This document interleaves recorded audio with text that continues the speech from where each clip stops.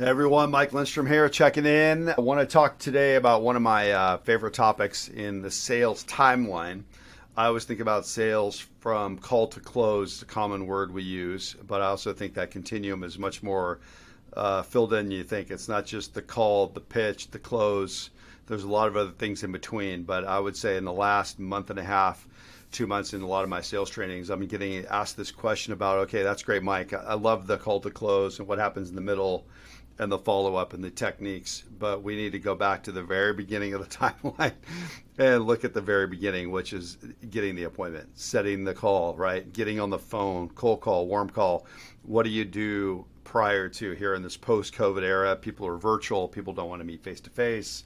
One of the VPs just this week, he said, Mike, if you can spend the majority of your time with my sales team, and these are veteran salespeople, by the way.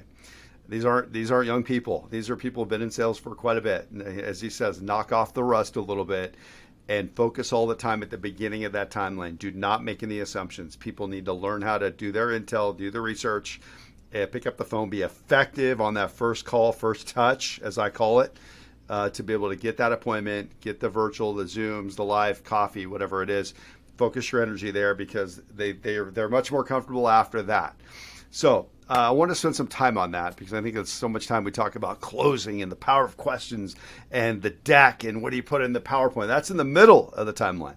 So I'm going to spend a few minutes today talking about the beginning of the timeline. So just to recap a little bit from earlier trainings I've done is doing your homework. I call it the intel, the research, the gathering. I call them gold nuggets, getting those gold nuggets in advance. Some of my favorite tools that I use in my intel gathering before I pick up the phone, before I initiate that first few contacts is LinkedIn. Big on LinkedIn. I use Sales Navigator. It may cost you a little bit extra a month if you learn how to use it. Not difficult. You can get a lot of research done with Navigator and LinkedIn to find out about the individual, the leader, who they're connected with, finding people that can connect you to those people. That's obvious. Obviously, there's the famous Google machine. I joke because we always Google. But what are you Googling for? You can use ChatGPT just the same. It's not the same mechanism as Google. Obviously, two different purposes, but trying to find out maybe from that person's website or by using their professional name, what do they have out there in the etherland, right? They've been written up in business journals. They're a part of a nonprofit. They were quoted in a magazine. I just had one the other day. A gentleman's part of a nonprofit. Didn't know that.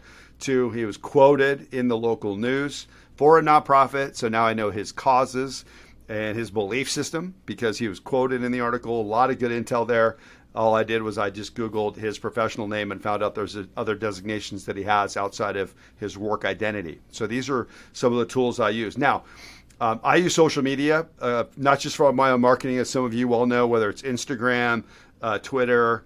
I'm not on TikTok. That's just a personal choice. Facebook, I have business page and personal. I use all those tools for research. Look, my belief is this. If they're willing to put it in the public domain, it's fair game. So if they put it on Facebook and they have their family pictures and I find out they have 5 kids, that's fair game. If I go on Facebook and see them at an award show for their industry conference and they're standing there next to 3 people I know in the picture that's on Facebook, that's intel.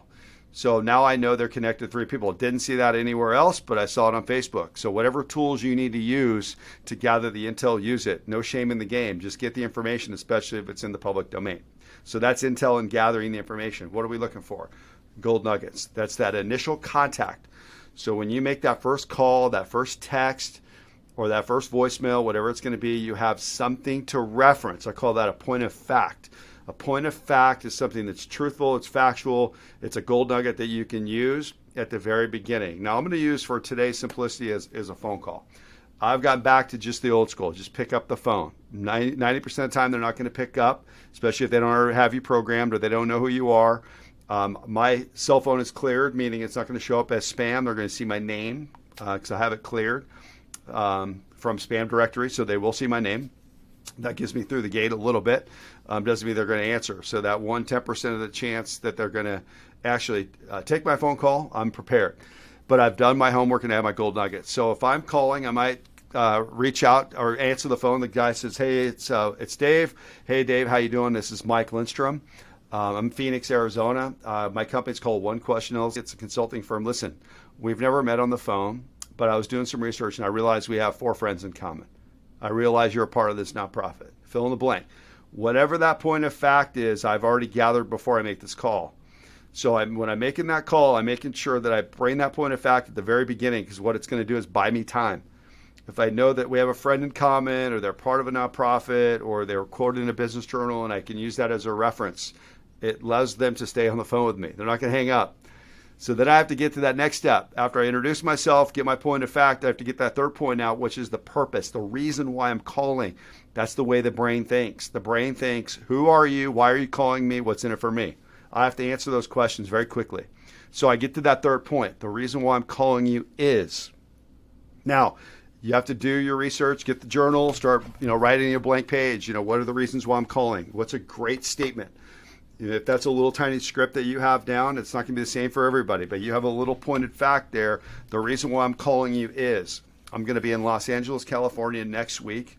My goal is to meet with 5 influencers like yourself. I've got 3 of those appointments set up. I'd love to meet you face-to-face. If face-to-face doesn't work, I can totally respect that. We can set up a Teams or virtual, whatever makes sense to you. I can meet you at your office or whatever makes sense. Pause. Now, at that moment in time, they're asking a lot of questions. Who are you? Why do you want to meet with me? What do you do? So they're going to re-engage me. Well, tell me what it's about. What do you want to meet about? Oh, you're asking me a question. Great. Then I tell you, what I do when I meet influencers or key leaders like yourself, let's say 30 minutes at Starbucks, one of my goals is to tell you a little bit about some of the stuff we're doing with AI, with consulting with LinkedIn to really help sales teams take it to the next level. That's what I do. Great. I said something that piques interest. Why? Because I've done my homework. I know who this person's title is. I know what they do for a living. I know that they're a VP of sales. I know they have something in that little nugget there that's going to get their attention. So my probabilities of getting that coffee are great. I've created a short time frame. I've given limited options. I also let them know I'm coming in from out of town. I live in Phoenix, not in Los Angeles all the time. So I'm trying to find these little ways to time bound myself to get that person to feel a little bit of urgency. Okay, now that's one of the techniques I probably use the most, is using all those things together. Being in from out of town, meeting only key influencers like yourself. I give a finite number, like 5, 6, 7. I let them know that a few people have already scheduled with me. It creates reciprocity. I don't want to they want to feel like they want to be a part of something like other key leaders. If I can name drop, even better. If I'm calling on a residential real estate firm and I say, hey, I've got a meeting with Jim over at EXP, my friend Bill at Remax, and my good friend over at Century 21, who I know in Glendora, is going to be meeting with me. I don't know if you know those names. Of course they do, because I name drop people they know. They have a higher probability because they want to associate with successful people. They want to find out what other successful people are doing. So I want to bring this little technique up. It's real simple. It's what happens in the first 30 seconds or 45 seconds of a call, but there's 2 things that are really going on there, right? Doing your research, using LinkedIn, getting data, having a point of fact before you pick up that phone.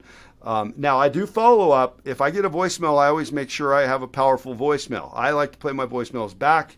My understanding that some of the technologies out there, Apple and some other ones, they're not allowing you to play back voicemails anymore. That's a bummer, because I've been playing back my voicemails for 20 plus years. It's one of my little techniques. So if you have the ability to hit pound or star and listen to yourself back before you listen and send, I'm a big fan of that. But I also leave that voicemail, put it into my calendar in Google to let me know to follow up in 3, 5, 6, 7 days. Now, my follow-up's typically either going to be a call or a text message. I very rarely will call people in succession. That's just a personal thing, especially if I don't know that person. Chances are that person's probably not going to call me back. They may text me back. They may say, hey, I'm busy. Can we catch up on a different medium? Great. I send them a text or an email, and I try to set something up that's virtual, if that's what I need to do. So I want to talk about this real quick. Hopefully you do it. Do your research. Do your intel. Get good at it. Start to nail that first minute of a call, right? It's 4 simple steps. Tell them who you are. That's name and company name, right? You have a point of fact. Very, very important. Get their attention, right? And then the purpose and the reason why you're calling them. And then you have to have that 4-step, the call to action. Set the appointment. You're going to be in town. Schedule a Zoom. Invite them to something. And those are the 4 predominant steps to making that initial contact. Good luck.